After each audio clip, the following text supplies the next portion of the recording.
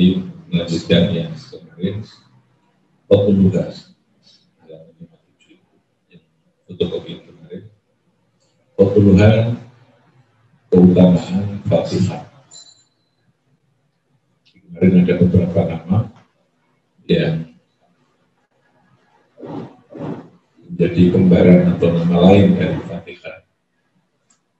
Ada Ummul Kitab, Fatihatul Kitab, Ummul Quran, Quranul Azim, ada As-Salat, ada Ruqyah, ada Al-Asas, Al-Wafiyah, ada menurut Imam Al-Qurtubi ada 12 nama untuk menyebut Fatihah. Tapi yang terkenal ada 3, Fatihah, Ummul Kitab, Sab'ul Masah, Sab'ul Masah, Ummul Kitab dan Sab'ul Masah. Sekarang Fadluha, keutamaan Fatihah. Fadluha, keutamaan Fatihah. Sabata, wis tetap. Sabata artinya sudah. Sabata wis tetap. Dalam biro-biro hadis. Fil hadis yang dalam biro-biro hadis as-sahihati kan sahih. Opo Fadlul Fatihati, keutamaan Fatihah. Jadi di dalam beberapa hadis yang sahih dijelaskan tentang keutamaan Fatihah. Minha iku setengah saking, namanya menyatabai. Di antara dari hadis itu, di antara beberapa hadis itu, qauluhu dawikan Nabi sallallahu alaihi wasallam.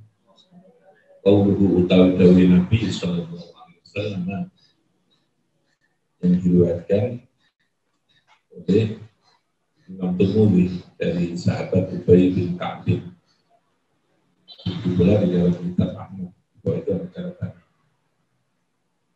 Rawahu at-Tirmidzi an Ubay bin Ka'ab. Rawahu aidan anhu al-Imam Ahmad fil Musnad bi lafzi. Lafaznya pakai. Ya di sini ada hadis yang sahih.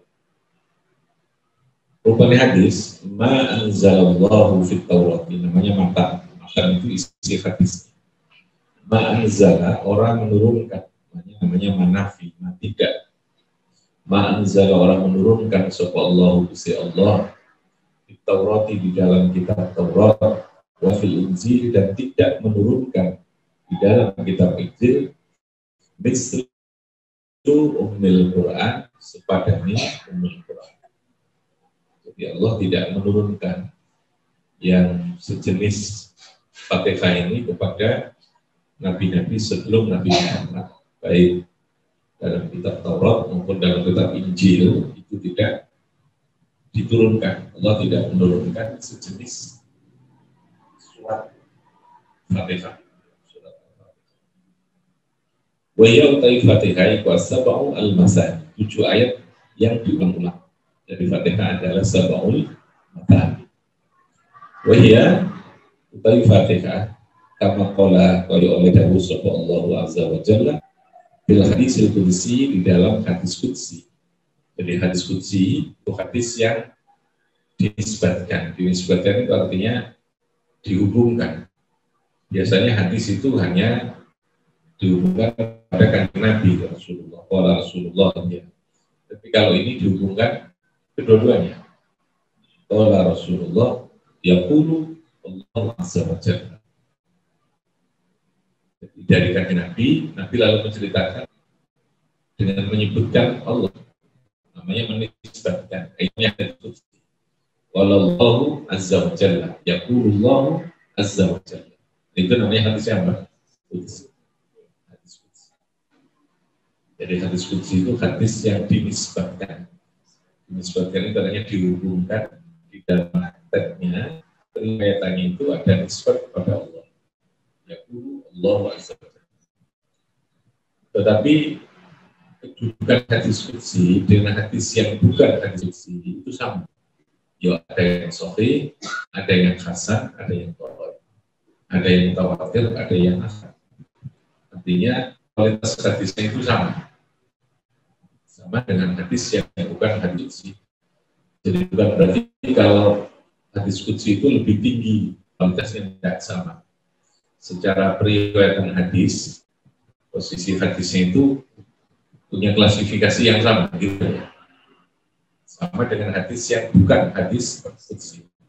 Kalau hadis juga langsung qala Rasulullah sallallahu alaihi wasallam innamal a'malu binniyat, maksud gitu kan. Kalau hadis qudsi itu ada penisbatan kepada Allah. Kayak tadi yaqulu azza wa jalla ana inda dhanni abdi, itu namanya hadis qudsi. Nah, kualitasnya bagaimana, sama gitu ya. Kalau ono sing hadisnya qudsi itu yang sahih, ada yang mutawatir, ada yang asal. Itu nanti gambarnya saja ya. Ada disiplin ilmunya namanya ilmu mustalah. Dalam hadis ini namanya hadis qudsi. Jadi apa hadis qudsi? Hadis yang dinisbatkan. Ada kalimat sebelumnya yaqulullahu azza wa jalla. Hadis. Jadi bukan Al-Quran, ya. Sehingga kedudukannya tetap hadis. Hadis itu bedanya dengan Quran. Kalau Al-Quran itu kan membacanya ibadah, al-muta'abbadi bitilawah. Kalau hadis tidak otomatis. Baca hadis itu dapat ibadah kalau ketika diniati dengan niatan ibadah. Sama dengan membaca kitab yang lain, gitu ya. Tapi di Quran diniati apa enggak ibadah, coba itu sudah ibadah, itu bedanya. Yang kedua, kalau Al-Quran itu dipakai bagian dari sholat, rukun dari sholat, terutama baca Fatihah itu rukun, baca Fatihah itu tidak bisa digantikan dengan hadis qudsi, gitu ya, termasuk baca surat, ya, meskipun di situ ada yaqulullahu azza wa jalla, tidak digantikan. Ya. Bedanya di situ. Antara hadis qudsi dan Al-Quran. Oke, dalam hadis qudsi ini Allah dahulu tentang posisi atau keutamaan dari Fatihah. Bahwa Fatihah itu maqsumatun baini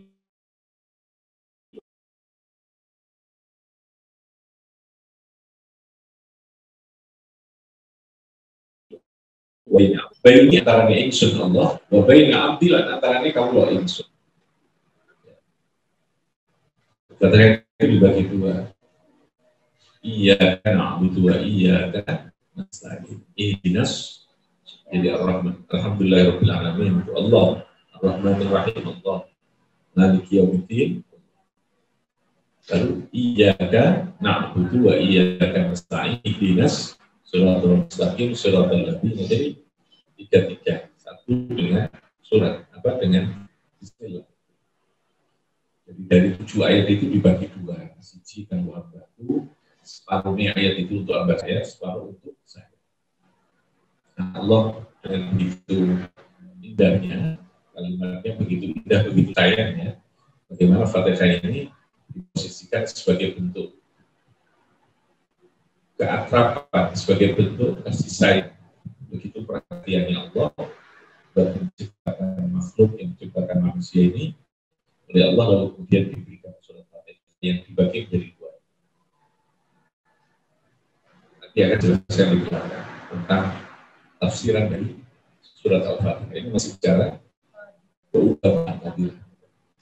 Wa min hawan itu setengah saking hadis anna Nabiyya sallallahu alaihi wasallam, anna Nabiyya saat pernikahan Nabi sallallahu alaihi wasallam, qala dawud sapa Nabi li Abi Sa'id ibni Mu'alli, la u'allimannaka suratan hiya a'dhamu suwari fil Qur'an.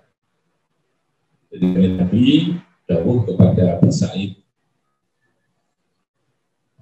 dawuh kepada Nabi, la u'allimanna, yakti bakal mengajarkan. Yakti namanya ada tauhid, lamanya itu dalam tauhid. Lalu alimanna yang bakal mengajarkan coba insun ka ing sira Sa'id suratan ing surat. Ia utawi suratan iku a'dhamu suwar. Dan surat suar, a'dhamu suwari luwih gede-gedene pira-pira surat. Luwih agungnya surat, agung mulia fil Qur'an. Jadi surat Al-Qur'an pun semuanya punya kemuliaan. Tetapi Allah memberikan kemuliaan-kemuliaan khusus yang posisinya kemuliaan itu bisa berbeda kekhususannya di antara ayat. Itu bisa kita lihat dari hadis-hadis Nabi yang menjelaskan tentang posisi kekhususan ayat, kayak ayat kursi. Surat Al-Baqarah terakhir itu salah satu pemberian spesial dari Allah kepada umat Muhammad yang tidak diberikan kepada umat yang lain. Surat Al-Baqarah, surat ayat kursi. Makanya para ulama lalu menjadikan itu sebagai salah satu bagian dari yang kita baca ketika kita membaca tahiyat. Sholat menjadi wiridan, karena itu memang sudah dipilih gitu ya oleh para ulama, surat-surat yang punya keistimewaan, keunggulan secara khusus pada bidangnya. Semua punya, semua punya luar biasa. Tetapi Allah memberikan penekanan atau memberikan keunggulan, keistimewaan khusus pada ayat tertentu yang terkait dengan kehidupan kita. Kanjeng Nabi dawuh liman naka suratan atau suar fil Quran. Rupane alhamdulillahi rabbil alamin. Ini Nabi yang mengajarkan ya utawi alhamdulillah, ya utawi alhamdulillahi rabbil alamin iku as-sab'ul matan wal Qur'anil adzim.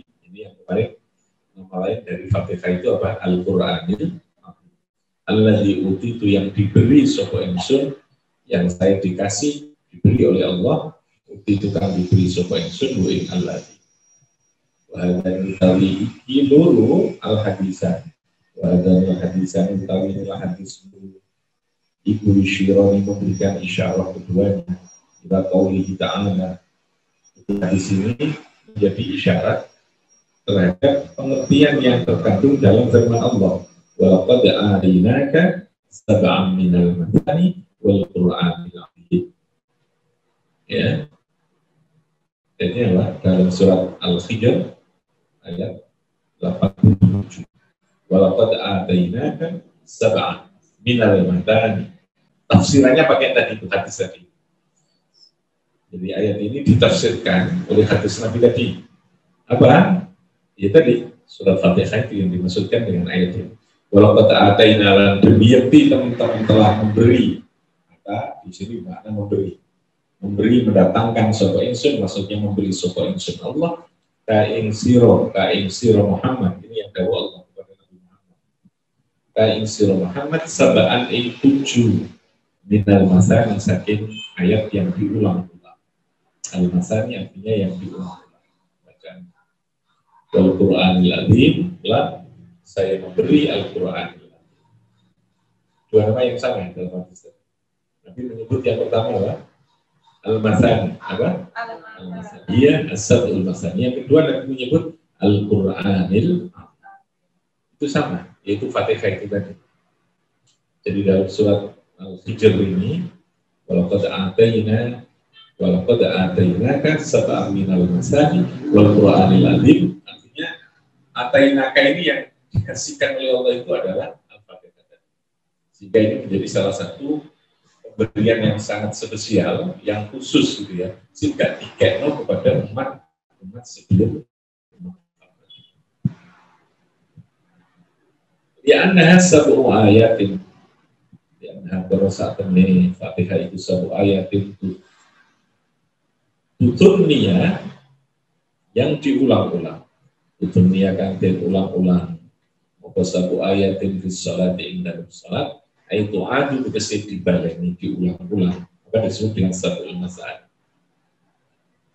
Sanah tusunnya yang diulang. Al-i'rabu, sekarang i'rabnya. Ini karena satu paket ya. Karena untuk memahami sebuah ayat, penafsiran ayat itu harus paham tentang i'rabnya, ya, tata bahasanya yang saya bicarakan. I'rabnya, al-ba'u min bismillah iku zaidah. Riba yang ada di dalam bismillah itu menurut penafsiran Imam Wahbah Zuhaili ini adalah zaidatun bimakna ilsaq, artinya ilsaq. Ilsaq itu artinya menempel, ketemu. Jadi kayak umpamanya dalam bahasa Arab itu Nabi itu disebutkan marortu bizaidin. Maror itu lewat sapa ingsun bizaidin, ketemu. Nah, ketemu itu namanya ilsaq. Ba itu artinya banyak. Jadi bahasa Arab itu banyak kalimat atau huruf yang mustar. Kalimat huruf itu banyak mustar. Terutama pada huruf jar itu maknanya banyak. Dan itu punya konsekuensi dalam hukum, dalam pengertian hukum.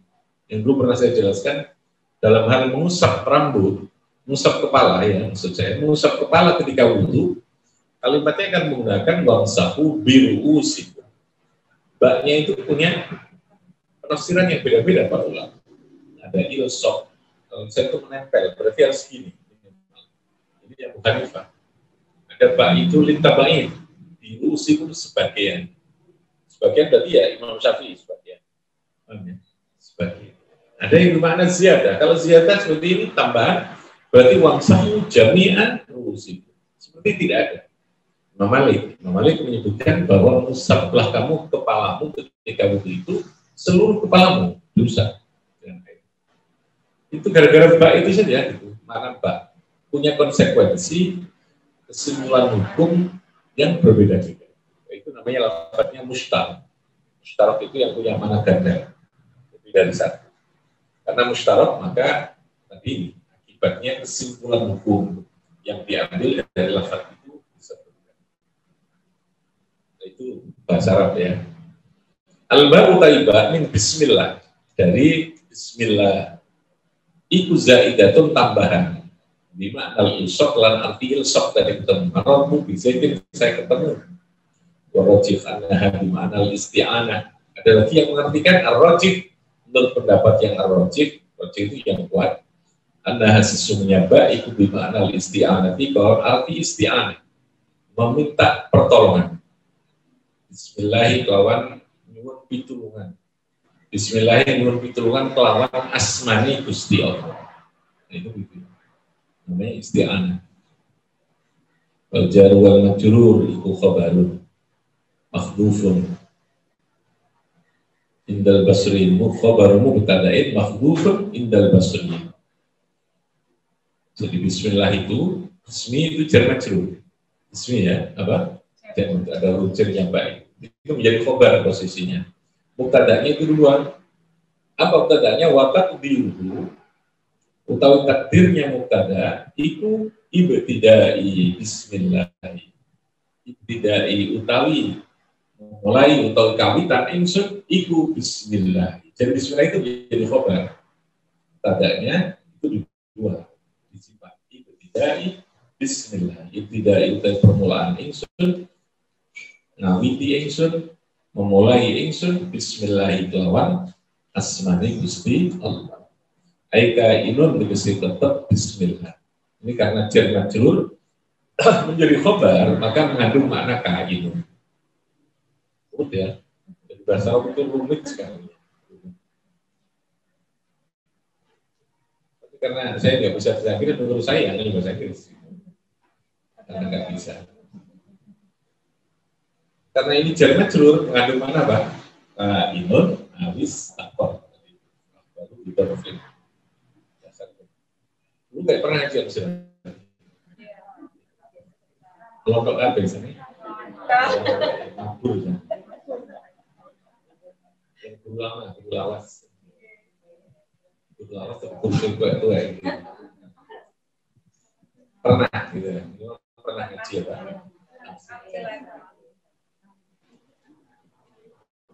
Perlu ngaji mana ini ya? Ada yang tadi ustadzah. Ada ustadzah, ada ustadzah. Au fi maudhi nasbin, atau nah ini penafsirannya banyak. Nahwu itu banyak pilihan ya. Namanya juga nahwu. Bismillah itu au fi maudhi nasbin, atau di dalam kedudukan atau posisi nasab. Fi'lin muqaddarin, dengan adanya fi'il yang dikira-kirakan. Posisinya menjadi maf'ul bih. Indal kufiyyin. Tadi indal basrin. Jadi ada dua aliran besar dalam ilmu nahwu itu. Ada aliran Basrah, ada aliran Kufah. Jadi ada ulama Basriyin, ada ulama Kufiyin. Itu seringkali ada perbedaan ya, tentang dasar atau rumusan nahwu. Wa takdiruhu, takdirnya, takdir itu artinya perkiraan. Jadi bahasa Arab itu banyak kalimat yang tidak tertulis, tapi bisa kita gambarkan. Itu namanya takdir. Yang anehnya itu di situ. Kalimat tersembunyi itu ada, nanti tersimpan, yang tersembunyi, terbuang. Tapi kita tahu itu ada yang dibuang, ada yang dibuang. Di antaranya karena sudah dianggap maklum, sudah jelas. Yang kedua ada tujuan-tujuan tertentu. Nah, istilah ada takdir. Wa takdiru tapi perkiraan.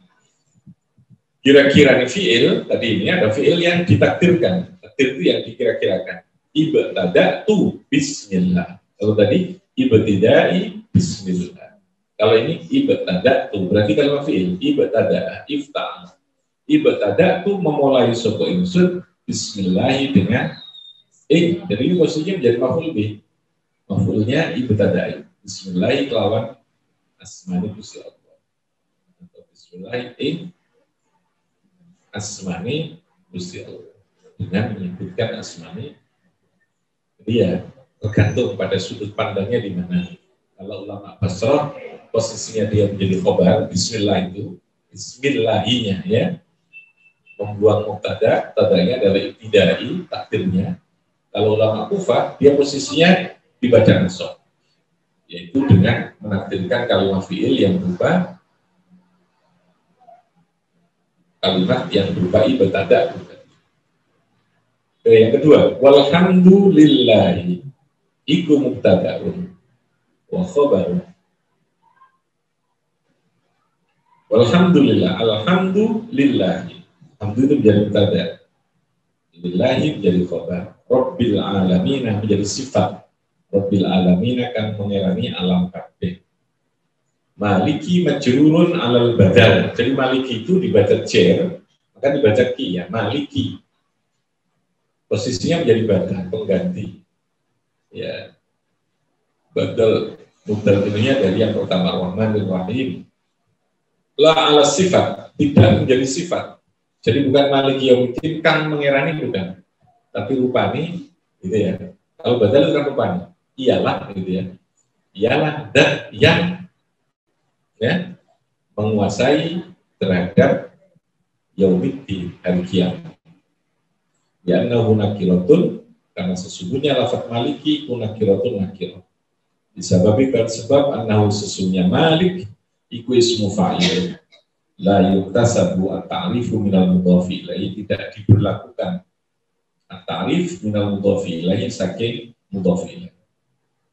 Idza kana lil hali aw lil istiqbal, bila mana untuk hal, mana hal atau istiqbal. Yaumiddin iku dzarfu zamanin, namanya dzarf zaman waktu. Iyyaka dhamirun mansubun munfasilun. Iyyaka ing panjenengan didhawuhkan. Wal amilu tay amilnya fihi ing dalam iyyaka iku na'budu. Wal kafu tay kafnya iku lil khitab. Iyyaka na'budu. Ihdina su'alun wa talabun, bentuk kalimat amar yang bermakna doa, soal. Wa talabun lan mubrih. Iku fi'lu amrin yuta'adda kang dimuta'addikan. Tadi itu menjalar ila maf'ulaini, mari dua maf'ul. Siratal ladzina badalun minas siratil awwal. Alladzina ismu mausulin. Ismu mausul. Wa ghairi majrurun 'alal badal ghairil maghdubi rupani gitu ya, min dhamiri 'alaihi wa hadza iku dhaifun au minal ladzina au majrurun 'alal wasfi lil ladzina wala lafat la fi walad dhalin iku zaidatun zaidah taukid dal basriyin. Menurut ulama Basrah lanya adalah la zaidah untuk taukid. Wa bimakna ghairi indal kufiyyin. Wa amma amin fa du'aun wa laysa fil minal Qur'an. Amin itu tidak termasuk Al-Qur'an ya, tapi dia adalah doa ai istajib. Wa huwa ismu fi'lin, amin itu adalah namanya isim fi'il wa ma'nahu Allahumma istajib. Jadi amin itu tidak termasuk surat di dalam, tidak termasuk ayat di dalam apa? Al-Qur'an. Sekarang balaghahnya. Balaghah ini ilmu sastranya, ilmu rasa ya, ilmu yang terkait dengan rasa. Jadi ini tafsirnya lengkap. dari segi bahasa, dari segi balaghahnya, tata bahasa, kemudian dari aspek yang terkait dengan penjelasan makna. Nanti mufradatnya ada sendiri, ada tafsirnya, ada fikih. Alhamdulillah jumlatul khobariyah kanggo khobar lafdhan insyaiyatin makna. Jadi khobariyatun lafdhan, ya, jumlatun khobariyatun lafdhan insya'iyatun makna. Jadi secara lafaz dia adalah jumlah khobar, tapi secara makna dia adalah kalam insya. Aikulu alhamdulillah. Aikulu dikasih ucap sira kabeh alhamdulillah. Wa hiya utawi alhamdulillah iku mufidatu qasl hamdi alaihi ta'ala. Iku mufidatun memberikan pengertian qasrul hamdi alaihi ta'ala. Khususkan, jadi alhamdulillah itu memberikan penekanan bahwa pujian itu hanya miliknya Allah. Alhamdulillah, itu namanya qasrul hamdi alaihi ta'ala. Alhamdulillah, segala pujian, itu namanya al-istirah. Sehingga tidak ada pujian yang hakiki yang bisa diberikan kepada selain Allah. Karena semua apa yang kita anggap perlu dipuji dari makhluknya, taruhlah kita melihat ada bunga yang indah, lalu kita memuji bunga itu, ya, kita memuji makhluknya Allah yang lain. Ketika pujian itu kita berikan pada makhluknya Allah, substansinya sesungguhnya baik itu bukan pada dia, karena Allah yang menciptakan dia menjadi layak untuk dipuji. Orang api karpe dewi, sesuatu menjadi baik karena Allah yang menjadikan baik, jadikan layak dipuji. Sesuatu itu layak diberikan apresiasi, diberikan aplaus, diberikan apalah gitu ya, penghargaan macam-macam. Yang hakikatnya karena Allah yang memberikan sesuatu itu layak untuk dipuji dari. Sehingga kalau kita memberi pujian itu pujian yang tidak sesungguhnya. Yang pujian yang hakiki itu pada apa? Alhamdulillah. Pujian itu kepada Allah.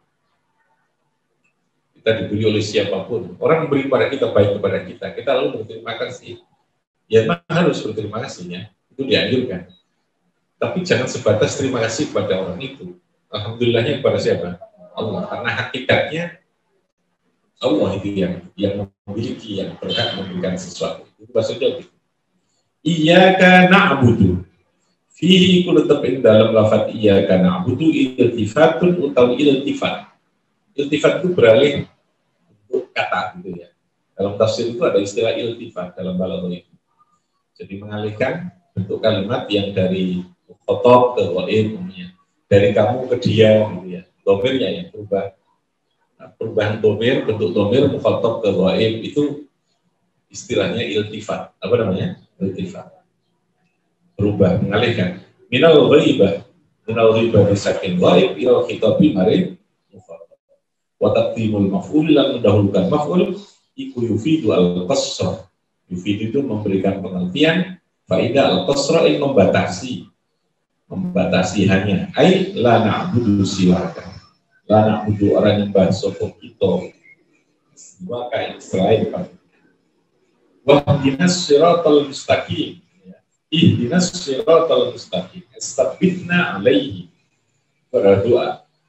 Istabbitna netepno panjenengan Allah ing kita alaihi ing atase as-sirat. Al-murad ini yang dimaksudkan dengan ihdinas siratal mustaqim iku dawa muttalabi, terus-menerus mencari oleh istiqrahu lan tegese netepi maring tolak. Jadi dengan kalimat itu memberikan pembuktian bahwa kita terus-menerus harus memohon kepada Allah. Hidup ini senantiasa memohon rahmat, memohon kasih sayang dari Allah. Wa ghairil maghdubi alaihim. Fihi kutup penggal ghairil maghdubi alaihim. Hadfun utawi ada yang dibuang.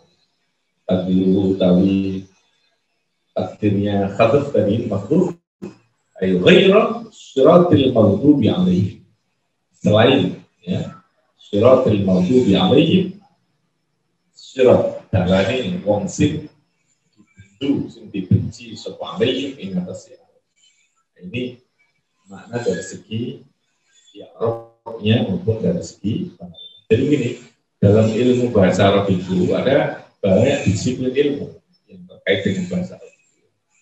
Kalau tata bahasa untuk membaca, melihat kedudukan kalimat, posisi kalimat, itu ilmunya dalam struktur kalimat itu namanya ilmu nahwu.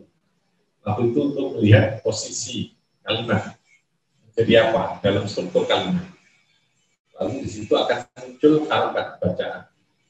Jadi kalau umpamanya Zaidun itu terletak setelah doroba, maka dia posisinya menjadi fa'il. Kalau dia di depan kalimat, maka dia menjadi mubtada. Jadi letak seseorang dalam struktur kalimat itu namanya tarkib, ya, susunan kata. Itu akan menimbulkan posisi. Posisi itu yang lalu menimbulkan hukum atau kedudukan itu menimbulkan hukum. Dibaca apa mubtada? Baca rofa, baru dikasih tanda. Tandanya apa tuh? Nah, karena isim mufrad. Kalimat itu akan punya kedudukan kalau dia berada di mana? Di dalam struktur, di dalam apa? Dalam susunan, namanya tarkib gitu. Tapi ini ijenan ya, namanya sendiri ya tidak punya kedudukan kan? Ada sendiri yang tidak punya kedudukan. Ada akan punya kedudukan, punya anak. Namanya menjadi ayah, anaknya menjadi anak. Tapi kalau sendiri kan tidak punya kedudukan. Kedudukan itu mesti dalam komunitas, dalam sebuah kelompok, dalam sebuah organisasi. Ya. Baru akan muncul namanya kedudukan. Tarkib itu sama dengan itu. Kalimat yang telah tersusun dalam struktur organisasi ini. Struktur kalimat akan punya kedudukan. Kedudukan itu akan punya hukum. Pasti itu punya hukum. Kedudukan. Kepala sekolah itu kedudukan. Pak Camat itu kedudukan. Bupati itu kedudukan. Dia punya hukum. Punya aturan sendiri. Lalu punya tanda. Kan? Tanda ini apa? Tanda ini Lambina Pentole ini kalau bupati ya. Kalau Pak Polisi ada ini. Jadi, kalau kalimat itu tandanya harakat. Apa hal itu? Tergantung. Kalimatnya apa? Itu nahwu namanya. Ilmunya namanya apa? Nahwu. Nah, sorof itu perubahan kata. Melihat perubahan kata. Perubahan kalimat. Maka disebut dengan sorof yang berkonsekuensi berubah terhadap makna. Maknanya. Jadi kalau namanya doroba, ya beribu sudah berubah maknanya. Tapi sama memukulnya. Hanya kalau doroba itu sudah memukul atau sudah memukul doroba. Ya beribu sedang memukul atau akan dorban pukulannya, indrib pukullah. Jadi akar katanya sama, ya, memukul akar katanya. Kalau ya, pukulan, kalau yang asli itu yang masdar itu ya. Namanya ilmu sorf, apa namanya? Perubahan. Sorf itu artinya berubah, tasrif. Tasrif itu perubahan. Ya, berubah kata-kata dari kata. Terutama kalimat fi'il ya, kalimat fi'il. Lalu kemudian ada ilmu balaghah. Kalau ilmu balaghah itu sudah ilmu sastranya gitu. Sastra bahasa Arab. Ya di situ sudah tidak lagi dengan menggunakan rumus untuk melihat seluruh kalimat, tapi melihat kandungan makna rasa yang terkandung di dalam kalimat. Itu namanya balaghah. Ilmunya apa? Kayak tadi iya. Kenapa? Kok dia didulukan iya kan? Tidak na'budu iya. Nah, itu nyembah sama kita iya kain pajangan. Normalnya begitu. Normalnya kalimat itu ya fi'il, fa'il, maf'ul bi, susunannya begitu. Tapi terkadang maf'ul bi itu didahulukan. Iya, hanya kepada. Tadi punya rasa sendiri. Gitu. Ada daud. Nah, kalau sudah balaghah itu adalah persoalan daud. Daud itu persoalan rasa. Setiap bahasa dia punya rasa. Bahasa pun juga punya sastra. Yang di situ tidak semua ada kelembutan, yang terkadang tidak memenuhi norma gitu ya, tidak memenuhi aturan dan norma itu karena di sana yang berbicara adalah persoalan dalam tingkat tertentu. Ketika orang sampai pada tingkat hub, cinta kepada Allah, itu bahasa itu lalu menjadi sudah kacau, gitu. Kacau, tidak seperti bahasa yang pada umumnya berlaku dalam struktur bahasa. Sama kan? Orang ketika mencintai seseorang, bahasanya menjadi kacau. Tidak bisa dilogikakan, macam-macam susunannya, bentuk pilihan katanya juga. Nah, itu namanya balaghah. Apa namanya? Ilmu balaghah. Ada lagi namanya ilmu arud. Ada ilmu badi, ada ilmu ma'ani. Kalau arud itu terkait dengan syair, terkait dengan syair. Nazam, pemotongan kata. Dulu saya masih di Tebuireng awal sekitar tahun sekolah itu ya, tahun 80-an. Itu masih diajarkan semua. Lalu ada lagi ilmu mantek. Mantek itu logika yang terkandung di balik kalimat itu. Kenapa? Allah mengatakan itu. Mantek itu filosofinya, filsafatnya. Karena setiap kalimat mengandung filosofi juga. Filosofi. Itu kajiannya juga ada kepada bahasa itu. Kayak berbicara ada, wujud itu pasti ada mujid. Mujad.